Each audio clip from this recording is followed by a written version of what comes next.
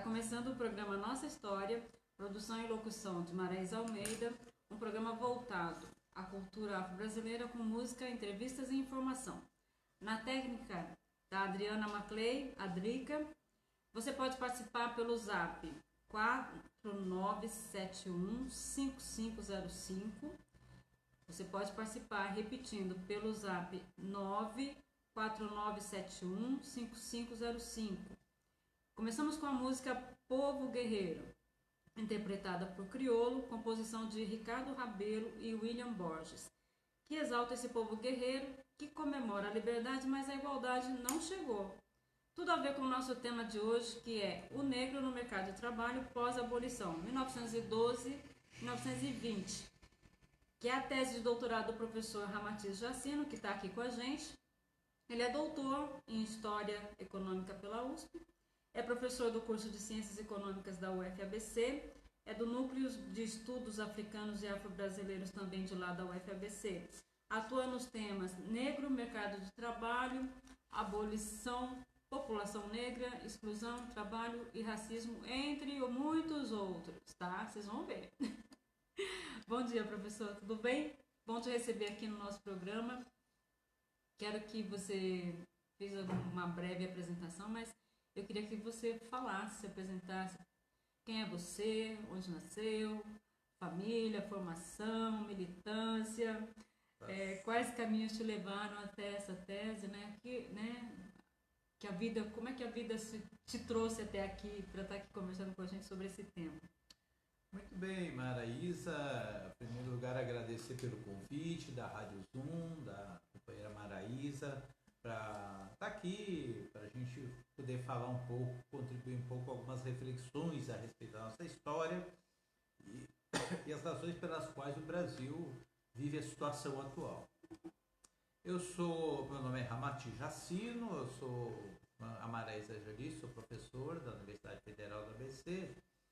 E a minha trajetória de vida, eu sou migrante aqui em São Paulo, sou de Porto Alegre, diferentemente da maioria das pessoas daqui que são do Nordeste, eu sou do Sul, sou de Porto Alegre, vim para São Paulo com 14 anos de idade. E a partir daí comecei a me envolver em diversas atividades na busca por uma sociedade mais justa, uma sociedade mais igualitária.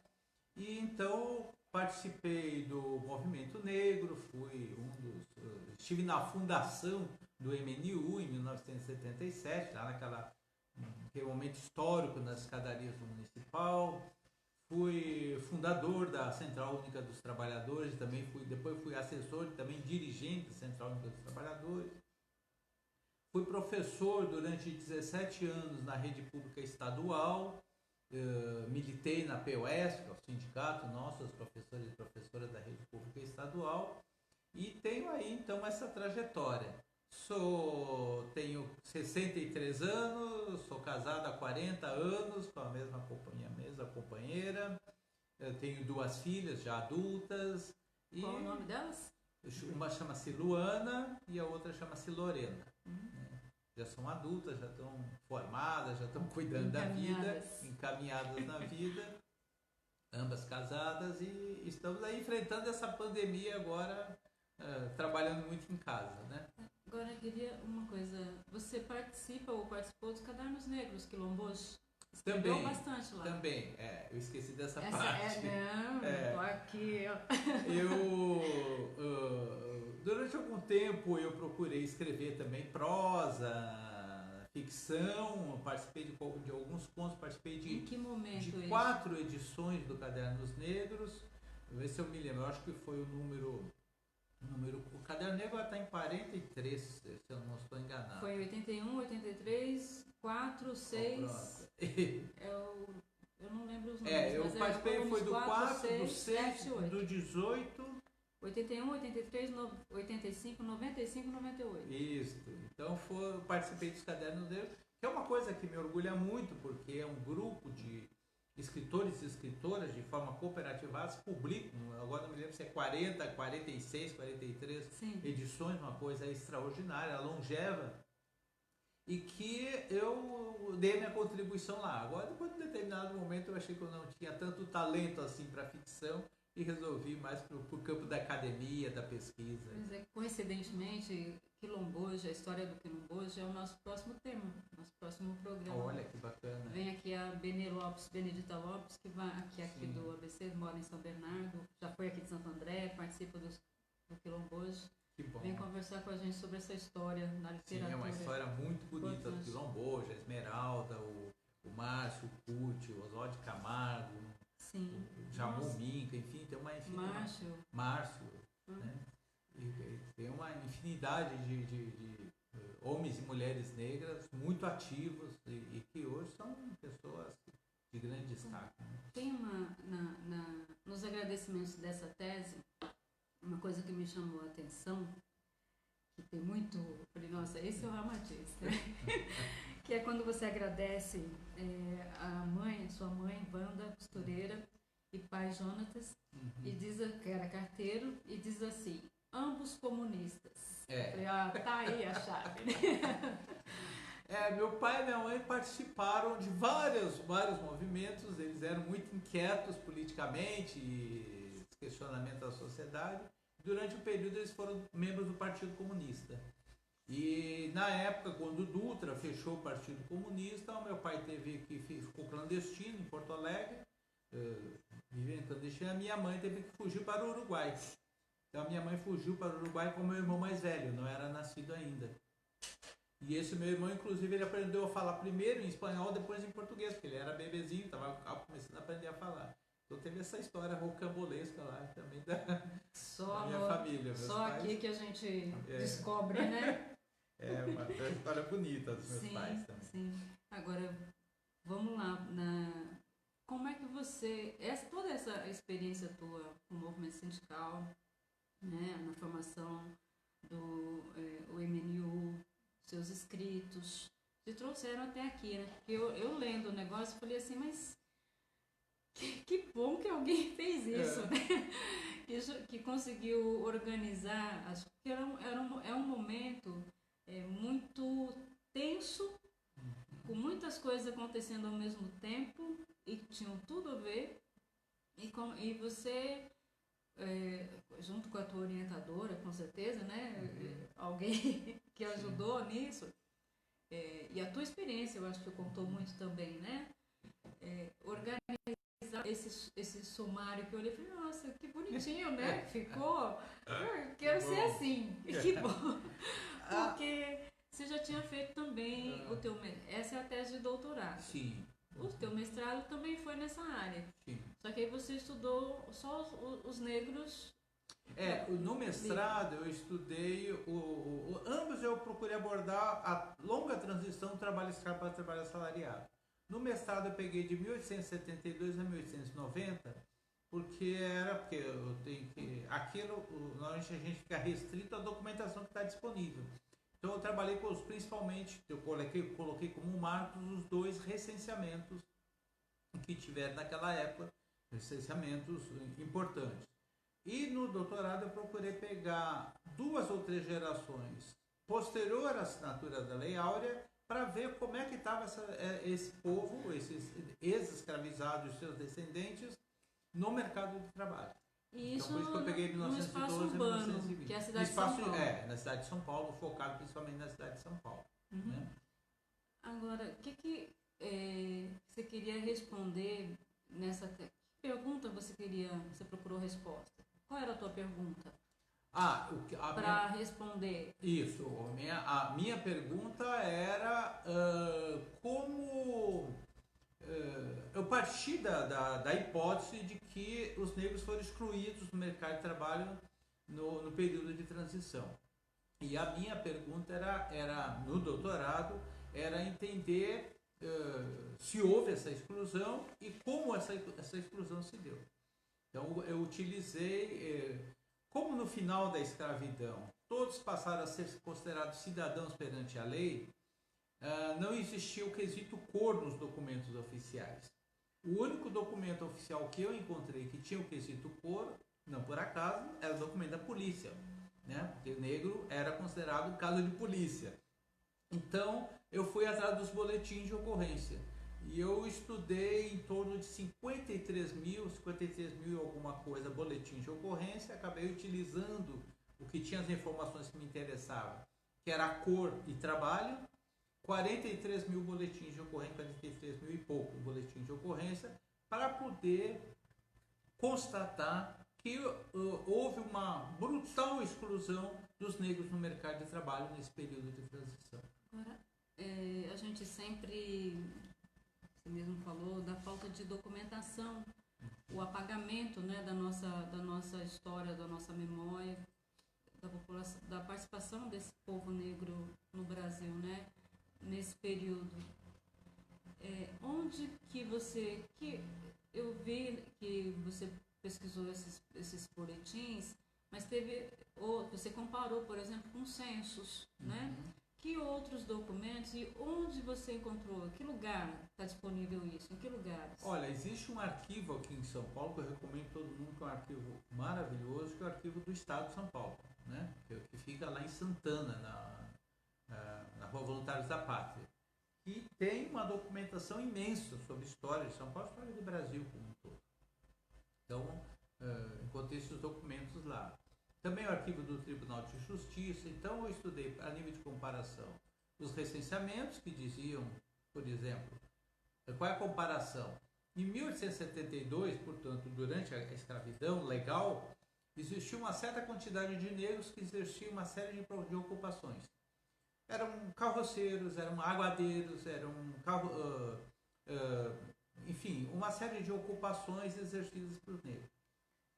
Depois, nesse outro período, de 1912 a 1920, não existiam mais negros ocupando essas profissões, ou uma quantidade muito pequena.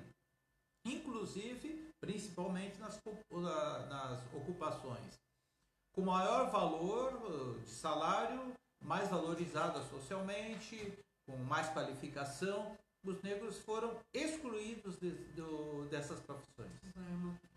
Alguém pode perguntar assim, mas negro no período anterior a esse período de 1912, desenvolvendo atividades valorizadas, Ramatiz está doido. Existiam, inclusive, enquanto escravizados, na condição de escravizado, porque o que acontece? A escravidão, ela cria uma sociedade estamental. Então, nessa sociedade, cada um tem sua função. E era vergonhoso, não era de bom tom para uma pessoa que não fosse escravizada, portanto uma pessoa branca, exercer trabalhos manuais, trabalhos artesanais. Então, quem trabalhava era negro que trabalhava durante a escravidão. E por trabalharem, esses negros se especializaram nas mais diversas áreas. Inclusive, parte dessa especialização trazida do continente africano. Porque uma das razões da escravidão é justamente porque trouxeram especialistas para cá. Não foi só o trabalho braçal. Especialistas vieram para cá e isso foi passando de geração em geração. Pois bem, então esses negros eram qualificados. Como a transição do trabalho escravo para o trabalho assalariado se deu a partir de uma visão racista, que achava que os negros eram inimigos para o progresso da nação, e negros indígenas, então houve uma ação do Estado brasileiro, dominado pelas oligarquias escravistas, para excluir o negro do mercado de trabalho. Essa ação foi materializada, inclusive, em legislação, proibindo o negro de trabalhar, proibindo de estudar, privilegiando os imigrantes europeus. Então, essa marginalização se deu. E o que eu pude constatar na pesquisa? Que, concretamente, antes do final da escravidão, os negros exerciam uma quantidade significativa de ocupações valorizadas socialmente, mais na condição de escravizado. Depois da escravidão, não exerce mais. Eu listei aqui algumas. Dentistas, cirurgiões, médicos, professores, homens de letras, caixeiros, guarda-livros, que são os contadores, né? A gente tem uma presença nessa área bem importante, bem até importante. Hoje. Pois né? Até hoje. Assim, ainda que tenha sido impedido, houve uma resistência, assim, um detalhe curioso, a minha esposa, ela é formada em ciências contábeis. Sim, né? sim, era uma coisa curiosa. Nicho, né, que você encontra muitos negros e negras atuando, né? Mas assim, então existiam negros que faziam as mais diversas ocupações na condição de escravizados, inclusive algumas valorizadas socialmente. E tinha empresários, né? Empresários, isso, tinha aqueles que chamavam proprietários e capitalistas. Não eram evidentemente grandes empresários, mas era aquele indivíduo que mesmo durante a escravidão legal, alguns indivíduos conseguiam se libertações parciais, às vezes com compra de cartas de alforria, etc. Ou às vezes ele não era produtivo, porque já era idoso, porque tinha alguma doença, ele era dispensado, era libertado, entre aspas, pelo senhor. Então essas pessoas, como já tinham a sua profissão, exerciam aquelas profissões. Então, por exemplo, um indivíduo que ele era carroceiro e ele era empreendedor, ele conseguia, juntando dinheiro, comprava 2, 3, 4 carroças e criava uma empresinha para oferecer esse serviço. Então ele era considerado um proprietário, um capitalista. Isso a gente está falando dos dados do censo de 1872. De 1872. De 1872 para 1912, que é o período que você estuda no mestrado, 1912 a 1920. Isso no doutorado. No doutorado, tem um caminho aí de exclusão, apagamento, impedimento. Como é que se deu isso? Como é que eles apagaram? Como é que eles impediram? O que tinha de ideologia, de estratégias dessa elite para acontecer o que aconteceu e acontece? Exato. Esse é o foco da minha argumentação, da minha tese, e que evidentemente tem discordâncias no mundo acadêmico. Na minha compreensão, foi uma ação deliberada das elites para excluir os negros do mercado de trabalho. E essa ação ela se deu utilizando os meios legais e utilizando ações administrativas. Então, eu quero dar 2 exemplos rápidos aqui de meios legais. Em 1854, repetido em 1878, existiu uma legislação nacional que proibia os escravizados de frequentar a escola pública. Ou seja, era proibido aos negros estudar. E os negros livres poderiam estudar somente à noite se o professor aceitasse lecionar para eles. Então, existiu uma lei no Brasil, e costume se falar no Brasil que não tiveram leis racistas, tiveram leis racistas. Então, existiu uma lei que proibiu negros de estudar. Em 1886, um outro exemplo que eu sempre uso, na cidade de São Paulo, houve uma postura municipal que certamente em outras cidades, que eu não pesquisei, devem ter posturas semelhantes, que proibiu os negros de trabalhar em diversas ocupações, essas ocupações que nós nos referimos. Proibiu os escravizados de exercer uma série de ocupações. As ocupações valorizadas socialmente e mesmo aquelas ocupações que eram historicamente conhecidas como trabalho de negro, que eram aqueles trabalhos mais desqualificados, não eram nem tão desqualificados, eram desvalorizados, como de resto todo trabalho era desvalorizado. Por exemplo, parteiras, herbalistas, curandeiros. Essas ocupações que eram historicamente exercidas principalmente por homens e mulheres negros mais idosos, que era quem cuidava da saúde, trabalhadores da saúde, eles foram impedidos. Para quê? Para dar espaço aos imigrantes que vinham com seus diplomas universitários, ou mesmo brancos brasileiros, que passaram então a elitizar a medicina. Aí a medicina passa a ser algo de elite, e até hoje. A vinda dos... Inclusive, passar com a imigração, a vinda... Vinda não, né? Foram quase que trazidos para embranquecer o Brasil. A vinda desses imigrantes, havia inclusive anúncios, né? Passou a ter anúncios dando preferência a imigrantes, inclusive para a ama de leite, para uma série de outras. Eu acho que tem 2 coisas em relação aos imigrantes que eu queria destacar. Primeiro, que houve uma ação do Estado brasileiro, tinha falado das ações legais, aqui uma ação administrativa, que também teve um impacto legal, do Estado brasileiro para favorecer a vinda dos imigrantes. Então, os imigrantes recebiam passagem de navio da Europa para cá, ficava na hospedaria dos imigrantes em Santos, recebiam passagem de trem para vir para São Paulo, ficava na hospedaria dos imigrantes lá. Vamos a São Paulo Highway, Isso, do ABC. lá no Belenzinho, onde hoje é o Museu do Imigrante, recebiam passagem de trem para a região cafeeira. Lá eles tinham emprego garantido, eles tinham terra garantida, poderiam comprar aquela terra com isenções fiscais e eles recebiam dinheiro. Eu costumo brincar que o Bolsa Família não foi criado pelo Lula, foi criado pelas oligarquias cafeeiras no século XIX. Só que essa Bolsa Família era só para filhos de imigrantes, os negros não tinham direito a Bolsa Família. Então houve um privilégio aos imigrantes. A outra coisa que os empregadores, eles rejeitavam os trabalhadores brasileiros em geral, porque mesmo o brasileiro branco eles consideravam que já estava contaminado pelos vícios dos negros e indígenas, e principalmente rejeitavam trabalhadores negros. E explicitavam isso em anúncio de jornal. Né? Agora, vamos, já são 11h30, né?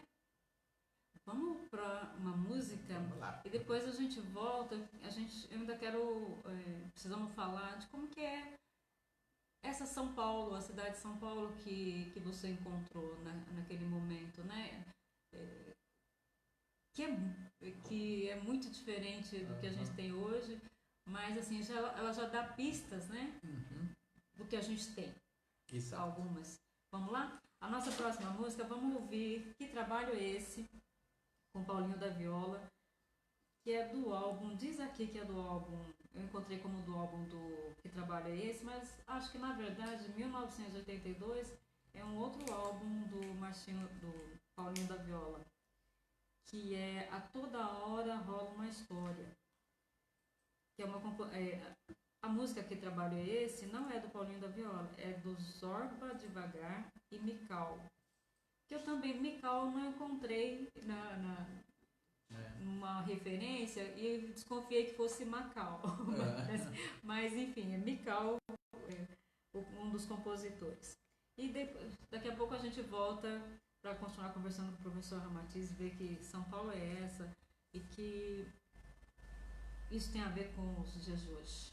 Ok? Até.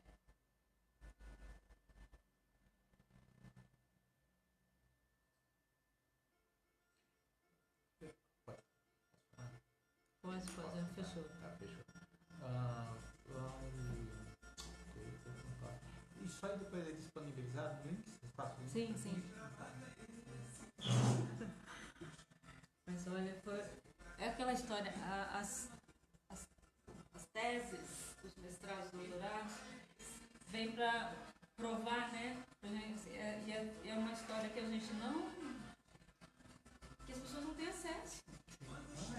Assim, eu tenho acesso, assim, porque estou fazendo um programa, estou me dispondo, né? Assim, vou lá, vou ler, procuro, pesquiso, sou privilegiada, né? De poder pesquisar. Agora, uma coisa que eu quero falar depois é a importância de negros irem para a academia para fazer essas pesquisas e criar uma outra narrativa. Que a narrativa que foi criada pelos brancos. Quem ia para a academia eram os brancos e eles, os brancos, que falavam sobre nós. Por isso que tem como Gilberto Freire falava que a escravidão foi amena, que as mulheres não foram estupradas, né? Então, essa narrativa histórica, eu acho que a gente, indo para a academia, não só na área de história, em todas as áreas, a gente tem condição de criar uma outra narrativa. Né? Pensei no final da gente falar sobre isso.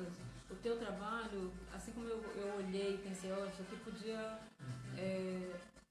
também enfiar o ABC nisso, mas há outras, né, possibilidades. Tem a história das mulheres, né?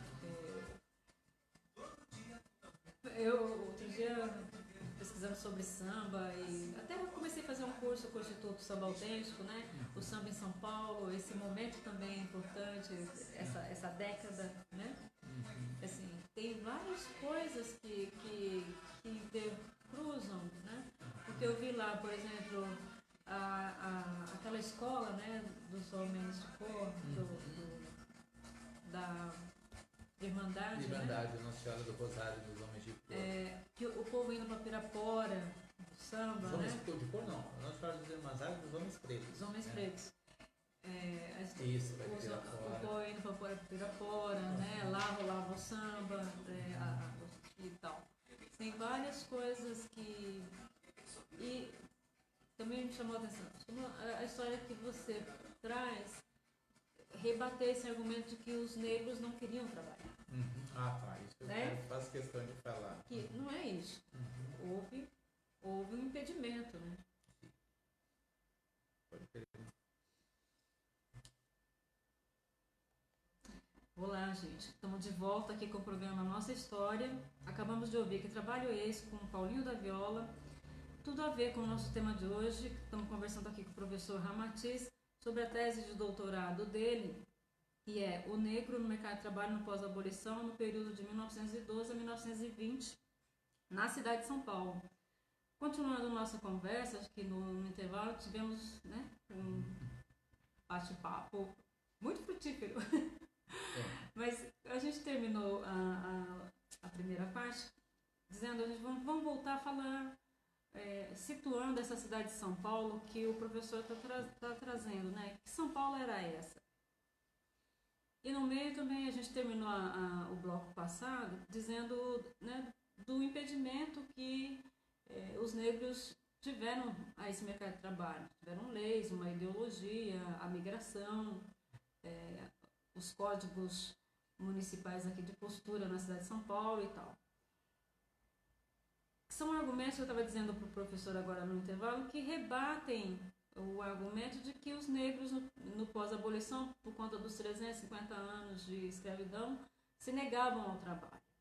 E não é verdade, né? A tese do professor Ramatiz tem argumentos que rebatem isso, não é?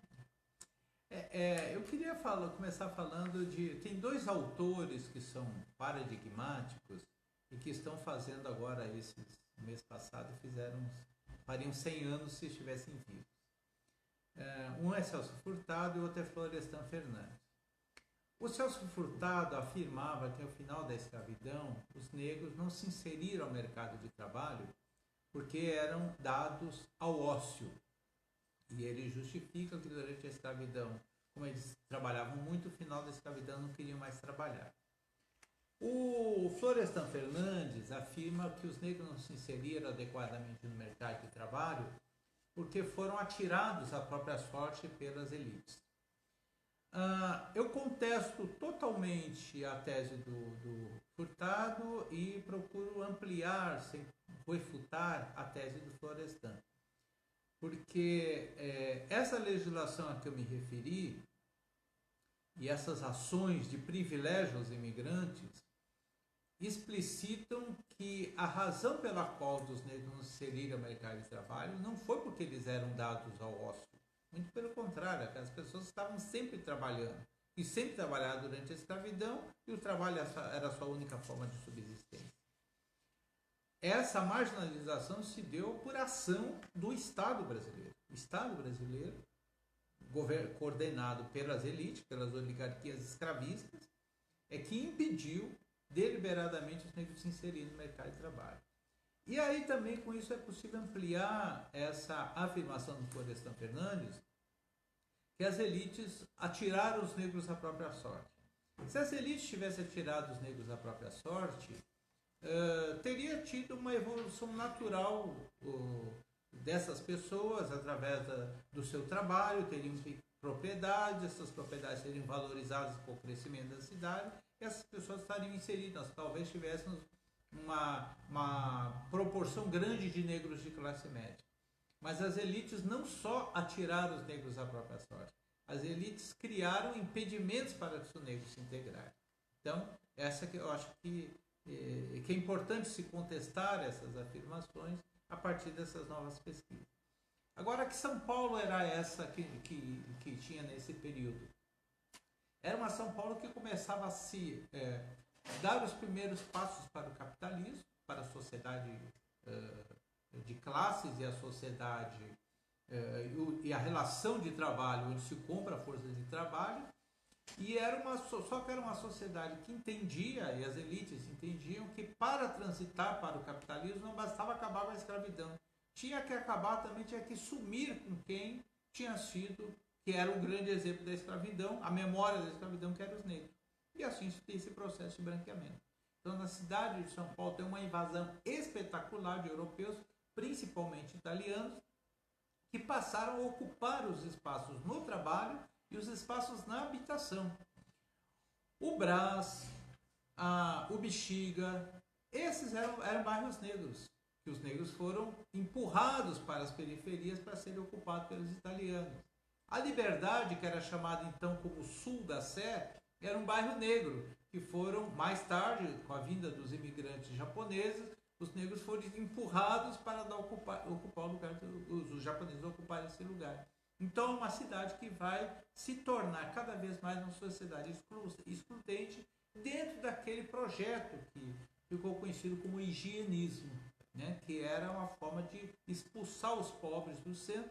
Como aconteceu aqui, aconteceu no Rio de Janeiro, inclusive no Rio de Janeiro teve uma revolta, foi a revolta da vacina, resultado da ação do prefeito Pereira Passos, liderado esse movimento de higienismo pelo Oswaldo Cruz, e que houve aquela resistência da população pobre preta do centro, que morava nos cortiços, que estava sendo expulso. Então essa é a cidade de São Paulo no começo, final do século XIX, começo do século XX.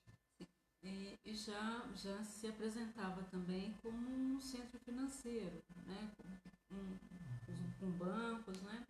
E a presença de uma indústria, eu estava vendo na tua tese, a presença marcante da indústria têxtil, né? De calçados, cerveja e os bancos, né? Entre outros, tinham a industrialização, né? O processo de industrialização brasileiro. E uma coisa que eu encontrei lá que é importante até hoje, né? Infelizmente o Brasil escolheu um outro caminho que não as ferrovias para o nosso transporte coletivo, transporte de carga, um tanto de coisas, né? A gente tem mais espaço para o caminhão, para carro, do que para as pessoas, para a natureza, né? Você vai derrubando e vai botando o carro em cima, né? O caminhão, 4 rodas e tal. A importância da estrada de ferro, que estava conversando, lendo e pensando, né? Poxa, a estrada de ferro, São Paulo. E achei uma foto de um trem, de um vagão de trem, com um monte de pessoas brancas nas janelas, aqui dizendo que eram os imigrantes que subiam de Santos para São Paulo nos trens da São Paulo Raio. Sim. E que, isso tem muito a ver com a nossa história aqui no ABC, né? Que não é só escoamento do café, que é o ciclo do café, que proporciona essa riqueza, né, para São Paulo, para os cafeicultores que iniciam a atividade industrial, percebendo, inclusive, que era mais barato ter o trabalho livre do que o trabalho escravo, né? Essa diferença, eles enxergaram e logo correram atrás não, vai ficar mais barato, é mais barato eu pagar um salário, um dinheiro, do que eu comprar o homem, a peça, e pôr para trabalhar, e dali a pouco ele foge, ele some, ele morre, cadê? Eu tenho que repor de novo. Exato. Não, se não está legal, eu trago outra pessoa, né? Eu não tem como. Agora, essa São Paulo, ela foi essa história desse período também foi entrecortada, foi assim, atravessada pela Primeira Guerra, a gripe espanhola. E a vinda dos imigrantes também, os caras deram um baile nessa elite, né? A gente olhar esse período, a gente tem as greves, né? Como é que foi isso na São Paulo? Queria que você falasse um pouco desse momento, das greves. Né? Bom, eu acho que tem uma questão anterior que você colocou aí, que eu acho que é muito importante, que é a questão das ferrovias, e dizer que tudo iniciou, a fortuna de São Paulo iniciou com o café, né? E é importante que se diga que o café iniciou, não foi com o trabalho dos imigrantes, foi o trabalho dos escravizados, os imigrantes vieram depois. Então o café produziu uma riqueza extraordinária. Ao produzir essa riqueza extraordinária, e até para escoar esse café, foi necessário construir ferrovias. Aí os ingleses entraram e começaram a construir ferrovias. era necessário guardar essa fortuna, então surgem bancos. Então esse processo de urbanização vai acontecer nesse sentido. Tem uma coisa curiosa também das ferrovias, que por ser um trabalho de assentar trilhos, todo o trabalho de construção de ferrovia é um trabalho muito penoso, e que mesmo os imigrantes brancos muito pobres se recusavam a fazer esse trabalho, e quem fazia esse trabalho eram os negros. Então os negros são responsáveis pela construção das ferrovias.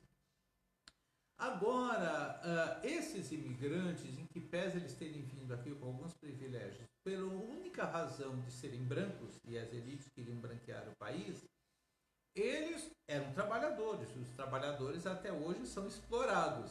Então esses trabalhadores também foram explorados. Em alguns casos foram enganados, tanto no ambiente rural quanto no ambiente urbano, que depois vieram aqui, que inclusive essa indústria têxtil que você se refere, foi criada na grande maioria por gente que enriqueceu com a escravidão e com o café e depois investiu na industrialização. Muito bem, então esses imigrantes, eles eram trabalhadores, eram explorados e trouxeram dos seus países de origem as organizações sindicais. Não quer dizer que antes da vinda dos imigrantes, isso é um discurso que precisava ser revisto, inclusive dentro do movimento sindical, que antes da vinda dos imigrantes não tivesse luta de trabalhadores, organização, inclusive greve de trabalhadores. A organização sindical, da forma como nós conhecemos hoje, foi trazida para os imigrantes. Mas vários outros tipos de lutas e organizações já estavam sendo feitos pelos negros desde 1500. Né? Então, isso sempre existiu. Mas então teve uma quantidade grande de greves, e essas greves lideradas por esses imigrantes. Por que a maioria de quem liderava essas greves eram os imigrantes? Porque quem estava no trabalho formal, no trabalho das fábricas, eram os imigrantes, porque os negros não estavam. Então, tinham negros ainda que estavam nesse setor, como existiam mulheres, mas no relato histórico foram invisibilizados. Então, você pegar esqueci o nome agora de um grande arquivo, que é Ludenberg, esqueci o nome exato dele. Campinas? É um líder operário que tinha um arquivo que está lá tem um capítulo especial lá no arquivo do Estado. Eu esqueci o nome, é um sobrenome inglês. E que nesse arquivo dele, ele relata todas as lutas operárias. Mas as mulheres estão invisibilizadas, e tinha uma quantidade grande de mulheres trabalhando, inclusive na indústria têxtil, e os negros estão invisibilizados, tinha uma quantidade significativa de negros, em que pesa as proibições dos impedimentos, mas a dinâmica fazia com que esses negros ocupassem certos espaços. E esses negros, essas mulheres participaram das greves. Mas só o que passou para a história, mesmo a história contada pela esquerda, mesmo pelo movimento sindical, que liderou as greves eram os italianos, eram os espanhóis, que eram anarquistas, como se negros e mulheres não tivessem tido nenhuma participação. Sim. Tem uma coisa que eu ouvi você numa entrevista dizendo, que era das mulheres negras. Uhum. Nesse processo todo, como elas se organizaram para se manter, inclusive no trabalho doméstico, né, como as quituteiras, lavadeiras e tal. As mulheres negras é um capítulo à parte e especial na história do Brasil e na história dos negros em particular. As famílias negras foram esgarçadas durante a escravidão, e no período de transição com a Lei Rio Branco, que foi conhecido como a Lei do Ventre Livre, teve um esgarçamento maior ainda, porque mantinha a mulher escravizada e libertava, entre aspas, a criança. E essa criança muitas vezes era jogada na rua. A partir dessas realidades, e porque os homens negros não conseguiam trabalho, e quando conseguiam tinham que ir para longe, trabalhando em ferrovia ou na marinha, que eram os lugares onde aceitavam homens negros, a grande maioria das famílias eram compostas por mulheres negras, né? Que as mulheres que eram o arrimo daquelas famílias. E essas mulheres, nesse período de transição, algumas se tornaram trabalhadoras autônomas, à medida que iam deixando de ser escravizadas e compravam cartas de alforria com libertações parciais. Uma das principais ocupações que elas tinham, tanto quanto escravizadas, que é naquela figura que chama escrava de ganho, quanto na condição de alforriadas, eram as quituteiras, as lavadeiras, que eram aquelas mulheres que vendiam, né, as quitandeiras, né, para caso que em São Paulo tem Rua da Quitanda, Rio de Janeiro tem Rua da Quitanda, Salvador tem Rua da Quitanda, que eram as mulheres negras que viviam chamadas suas quitandas. E um outro grupo muito grande eram as lavadeiras. É importante lembrar que não existia água encanada, não existia tanquinho nem máquina de lavar. E assim, as linhas não iam para o tanque lavar roupa, não iam para o tanque não iam para o rio lavar roupa. Quem lavava a roupa eram as mulheres negras, a grande maioria de mulheres negras, tinha mulheres brancas também. E essas lavadeiras, elas criaram um grupo à parte. Como elas tinham autonomia financeira, a maioria delas não eram mais escravizadas, e elas eram sozinhas, elas começaram a desenvolver um padrão de comportamento que conflitava com aquela sociedade racista e machista. Então, até hoje, você é novinha, não vai lembrar, mas... Como novinha? Mas até hoje eu me lembro de expressões que na minha infância se usava muito. Fulana parece uma lavadeira. O que é essa? O que quer dizer uma lavadeira? Aquela mulher que era desbocada, aquela mulher insubmissa, aquela mulher que enfrentava a autoridade. Então elas criaram um padrão de comportamento que conflitava com aquela sociedade. Eu sou da opinião que as mulheres negras, desse período de transição do trabalho escravo para trabalho assalariado, são as verdadeiras precursoras do feminismo. Esse feminismo, que na década de 60 foi encabeçado principalmente pelas mulheres brancas intelectualizadas, né, que viajavam para a Europa, que viajavam para os Estados Unidos e que, no entanto, tinham suas roupas sendo lavadas pelas mulheres negras que ficavam em casa. Esse feminismo foi importante, foi um avanço, mas muito antes desse feminismo tinha um feminismo concreto na prática de enfrentamento da sociedade que tinha por essas mulheres negras no final do 19, começo do 20.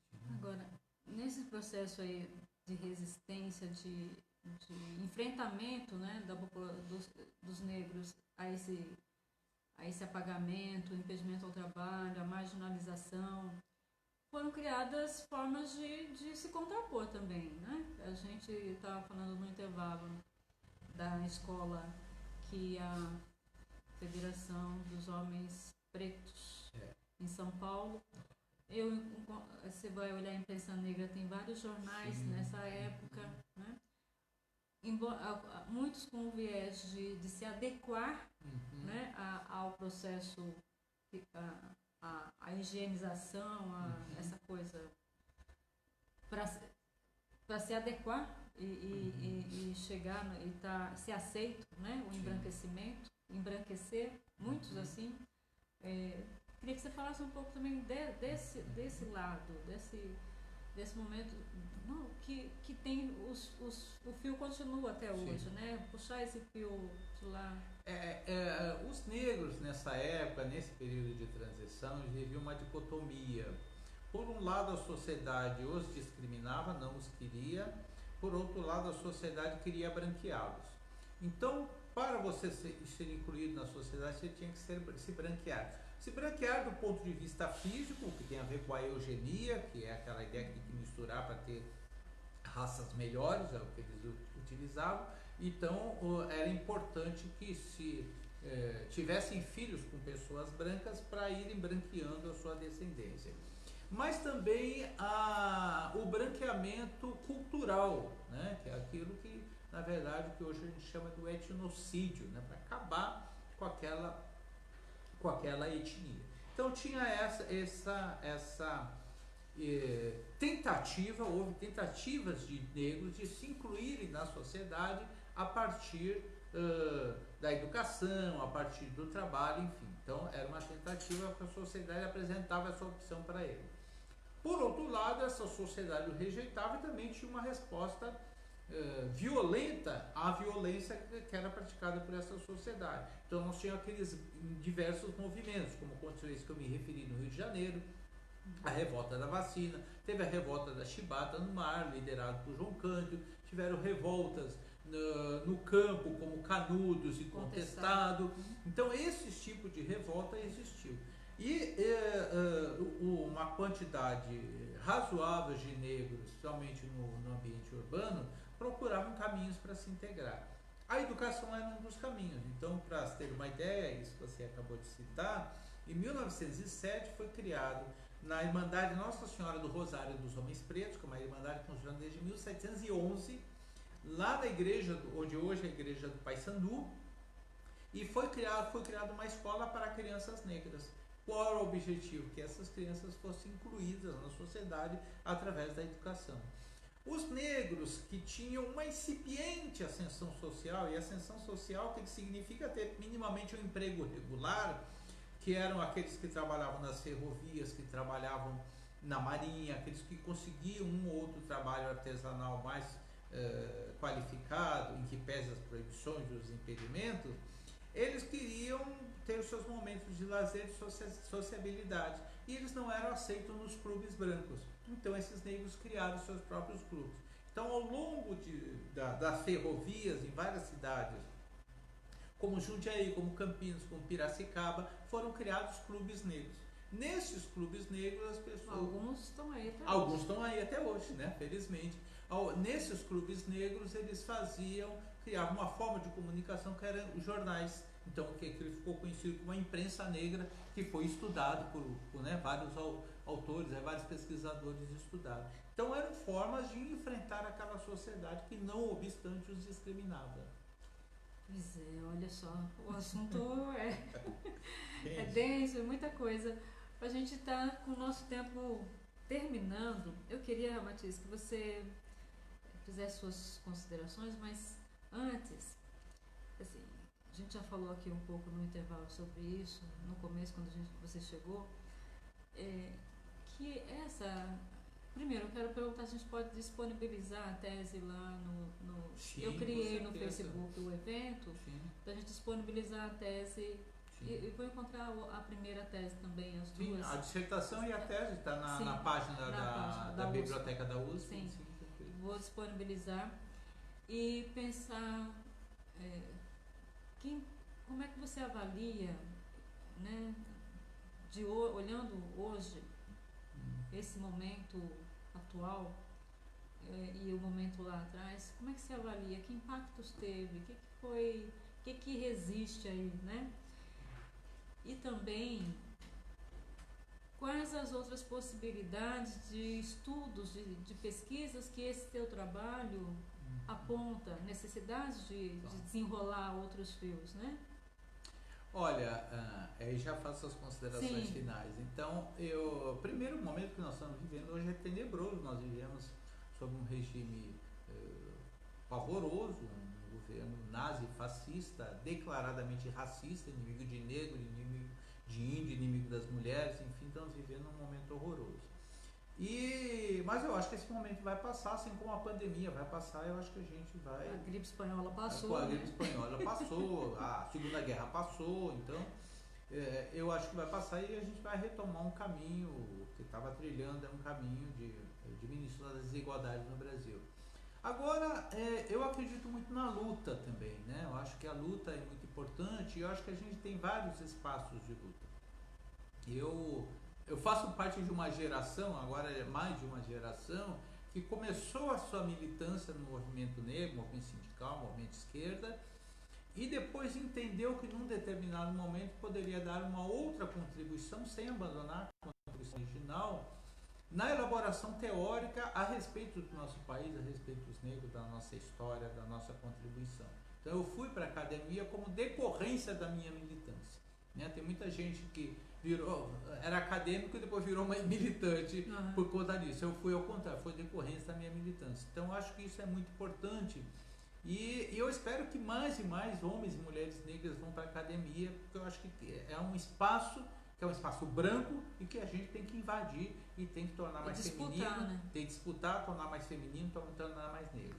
E para concluir, aos desdobramentos que essa pesquisa teria, eu acho que tem vários, mas tem um que me chama muito a atenção e que eu tenho um olhar especial, e aí eu convido principalmente as mulheres negras para desenvolverem pesquisas nesse sentido. É justamente dessas mulheres negras, nesse período de transição do trabalho escravo para o trabalho assalariado, o papel e a importância que essas mulheres tiveram. Então, eu acho que dá para tem um leque de estudos que pode ser feito, pegando bairros específicos. Certamente aqui na região do ABC devem ter situações similares, pegando regiões, pegando grupos específicos, que eu acho que seria importante estudar. Então, eu acho que aprofundar esse estudo sobre o papel das mulheres negras, eu acho que é muito importante, porque para além do que o próprio movimento negro sempre reconheceu, que foi o epicentro